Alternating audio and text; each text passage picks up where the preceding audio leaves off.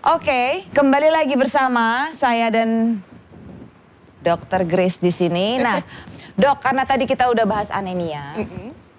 Terus bener nggak sih Dok kalau perempuan sedang PMS ini tuh ya sedikit banyak rentan lah bisa kena ke anemia gitu. Oke. Nah, sebetulnya gini kalau kita ngomongin soal PMS dengan anemia. Karena itu adalah dua hal yang berbeda, tetapi bisa bersangkutan. Kalau PMS itu adalah premenstrual syndrome, Bunda. Jadi sindrom-sindrom atau gejala-gejala yang muncul sebelum menstruasi. Nah, jadi ini adalah topik yang sebetulnya penjelasannya nggak bisa disambung-sambungin. Kecuali nanti mungkin salah satu akibat dari PMS misalnya jadi bisa menyebabkan anemia. Contoh, PMS itu kan gejala yang muncul sebelum menstruasi. Jadi misalnya ada perutnya kembung, kemudian nyeri-nyeri otot gitu kan. Kemudian hormonalnya membuat juga jadi nggak balance gitu. Kayak moodnya kayaknya tiba-tiba pengennya sedih, nanti cepet happy lagi, nanti pengennya sendirian lah gitulah perempuan ya Bunda ya. Nah, kalau misalnya tadi nyeri-nyeri lambung, kemudian jadi nggak kepingin makan gitu ya, tapi ternyata nggak kepingin makannya terus tuh kebawa sampai berlangsung menstruasi selesai juga PMS-nya misalnya masih nggak bagus gitu ya, akhirnya makannya juga jadi nggak bergizi, akhirnya bisa timbul anemia. Tapi biasanya jarang sih terjadi seperti itu sih Mbak, karena memang biasanya PMS itu berlangsung kan dari masa ovulasi sampai dengan kita sebelum menstruasi, ya sampai 3 harian lah pada saat kita menstruasi. Setelah itu PMS gejala itu akan hilang. Nanti balik lagi tuh kepengen makan lagi gitu kan. Nanti pengen lagi yang ngapain aktivitasnya yang udah sibuk-sibuk lagi gitu. Tapi yang paling ngeselin tuh kalau PMS-nya marah-marah ya Bun ya. Iya kadang-kadang cepet banget ya. Itu kayaknya senggol bacok gitu. Itu termasuk aku Dok. Gitu ya. Yang kayak gitu. Senggol dikit cakar. Cakar loh dia. Gitu Mbak. Ya udah. Nah lanjut nih Dok ya. Istilahnya PMS dan menstruasi itu sering dikaitkan. Sebenarnya ada bedanya nggak Dok? Beda yang signifikan. Oh signifikan. Jadi kalau PMS itu premenstrual syndrome. Gejala-gejala yang muncul sebelum menstruasi. Nah kalau menstruasi ya pada saat kita menstruasi. Luruhnya dinding rahim karena sel buahnya tidak dibuahi. Jadi itu adalah dua hal yang berbeda. Tapi berkesinambungan kan PMS dulu terus baru mens muncul. Habis bulan depan PMS lagi muncul mensnya gitu. Kadang-kadang kalau perempuan suka beda sih. PMS-nya tanggal berapa, marah-marahnya akhir bulan. Iya. Gitu ya. Bercanda ya Bunda ya. Itu sih nasib ya Bun ya. Jangan dekat-dekat para lelaki. Gitu. Oke. Nah pertanyaan selanjutnya nih Bun yang akan kita tanyakan ke Dokter Grace. Semua perempuankah mengalami si PMS ini? Itu identik? Pasti. Jadi sebetulnya kita bilang pasti terjadi gitu. Tetapi intensitasnya aja yang berbeda Bunda. Jadi kalau misalnya kita masih remaja kan baru mulai menstruasi kan. Itu biasanya gejolak dari perubahan hormonnya itu masih signifikan. Jadi misalnya PMS tuh kenapa sih sekarang anak-anak sekarang ya zaman now nih. Misalnya mereka sering banget nangis di pojokan tuh ya kan di kamar nontonin yang online terus gitu kan. Iya kayak hantu Dok nangis di pojokan. Bener. Jadi kadang-kadang misalnya moodnya suka marah-marah kayak gitu karena gejolak hormonalnya memang seperti itu di usia puber. Nah kalau misalnya udah menjelang usia dewasa tua gitu ya dewasa tua ya misalnya dari 30-an ke atas gejala PMS itu sudah semakin lebih stabil. Jadi misalnya paling nggak enak-enak cuma di punggung aja. Kayak mau mens nih, kalau perutnya kembung-kembung kayak gitu aja. Tapi nggak ada significantly misalnya sampai hormonalnya membuat emosinya jadi membara gitu. Nggak gitu. Jadi intensitasnya aja yang udah mulai berubah. Mood swingnya kalau di usia-usia kayak aku, dokter masih muda ya? Oh selalu muda. Salah kan nanyanya. Lebih bisa kontrol emosi lah ya kalau di usia-usia lewat 30 gitu kan ya. Oke. Jadi misalnya gejala-gejala nyeri punggung, nyeri ototnya tuh lebih bisa teratasi atau sudah kayaknya nggak seburuk dulu. Nah tuh Bunda. Jadi buat bunda-bunda yang umurnya udah 30 up, 40 up, Kalau masih marah-marah itu coba tanda tanya tuh, Iya, apa penyebabnya PMS, apa emang dasarnya tukang marah-marah. atau lihat tanggalan lagi tadi. Balik lagi tanggalan lagi. Oke. Nah, ada tips pencegahannya nggak sih dok dari yang bisa dokter sharing ke kita untuk bisa nggak sih dicegah nih PMS nih jangan sampai terjadi. Ini sih infonya lebih penting untuk bapak-bapak ya, untuk laki-lakinya kayaknya.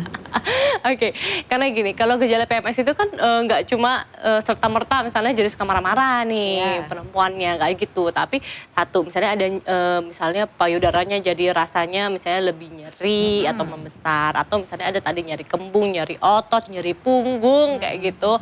Atau PMS-nya malah jadi nggak bisa tidur, kalau nggak mukanya jadi gampang jerawatan, kan kayak gitu tuh PMS. Nah, pencegahannya sih lebih kepada kan kalau PMS pasti hormonal lah ya, setiap bulan pasti akan terjadi siklus menstruasi. Kalau misalnya menjaga bulan depan gak seburuk bulan ini, pastinya satu, jaga pola makan. Karena pola makan itu penting sekali. Kalau misalnya perempuan itu pola makan akan mempengaruhi kayak neurotransmitter atau hormonal di otak kita. Jadi kalau kita makannya juga sehat, mood kita juga akan jadi lebih baik, satu. Kemudian kalau misalnya kita juga rajin olahraga, membuat yang misalnya gampang banget nyeri-nyeri punggung lah, nyeri otot apa, ini menjadi lebih kuat badannya. Jadi kalau misalnya ada gejala PMS juga nggak sampai kayaknya bikin kita jadi berasa, aduh kayak jongkok banget ya sekarang, nggak gitu ya. Jadi itulah, pola olahraga harus bisa ditingkatkan, lebih rutin gitu ya. Pola makan dan pola istirahat harus lebih baik. Itu aja sih pencegahannya. Tuh. Gampang kan? Dengar Bun, jaga pola makan sama olahraga teratur. Ya kalau nggak lari atau jalan pagi, ya ngapel-ngapel nyapu-nyapu tuh juga olahraga loh di rumah loh sebenarnya yang gampang-gampang. Ya kan, nyapu, ngepel tuh lumayan tuh ada aktivitas. Kayak kita juga begitu aja padahal kagak. Padahal tinggal buka mesin cuci plung masuk gitu doang ya. Tinggal pencet-pencet. Oke, nah ngomong-ngomong nih dok, kan suka ada keluhan ya. Perempuannya juga sering sekali ngeluh suka pusing kalau PMS gitu. Apakah itu termasuk dalam kategori migrain dok? Iya, bisa. Jadi kalau migrain, kita kan lagi ngomongin migrain sekarang. Kita harus tahu dulu migrain itu apa sih. Soalnya kadang-kadang kalau orang-orang gitu bilang kayaknya aduh migrain ini migrain gitu. Padahal sebetulnya definisi dari migrain adalah memang nyeri kepala yang biasanya menyerang satu sisi aja. Tapi bukan berarti dia tidak bisa menyerang dua sisi, bisa. Tapi memang lebih sering menyerang pada satu sisi. Nah, terjadinya memang karena terjadi perubahan keadaan di dalam otak kita. Termasuk pembuluh darahnya. Jadi pada saat terjadi sesuatu misalnya perubahan dari vasodilatasi menjadi vasokonstriksi gitu ya. Jadi kalau dari istilahnya pembuluh darah itu selangnya kalau lagi lebar terus tiba-tiba mendadak mengecil, kemudian seperti itu. Jadi terjadi rasa yang tidak nyaman.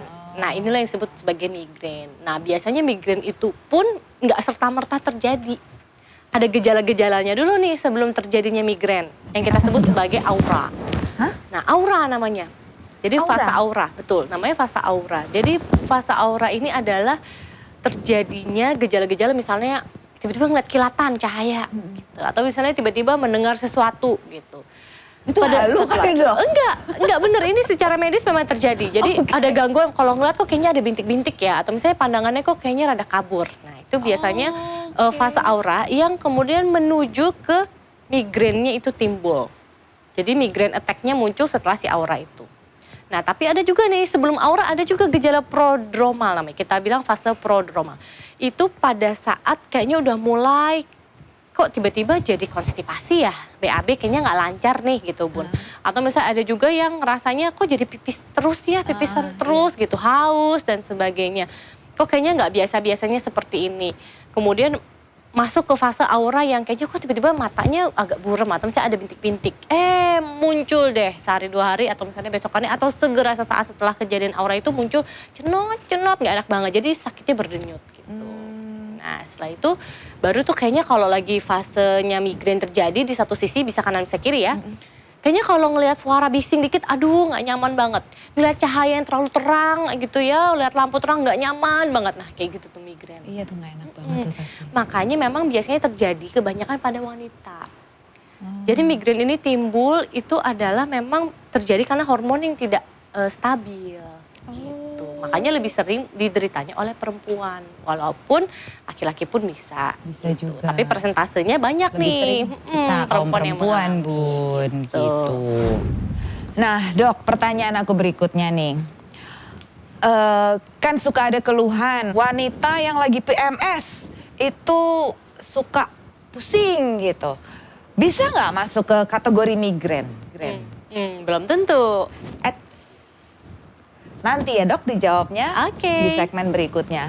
Bunda-bunda, tunggu ya jawaban lengkap dari Dr. Grace tentang migrain. We'll be back.